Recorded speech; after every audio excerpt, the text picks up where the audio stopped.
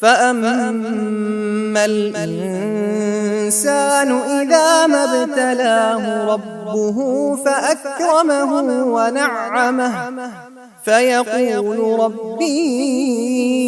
أكرمن وأما إذا ما ابتلاه فقدر عليه رزقه فيقول ربي أهانن كلا بل لا تكرمون اليتيم ولا تحاضون على طعام المسكين وتأكلون التراث أكلا لما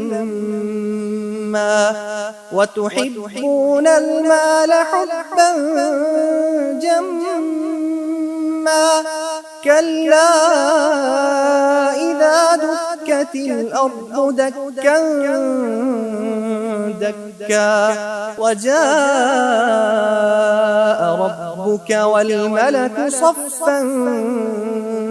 صفا وجيء يومئذ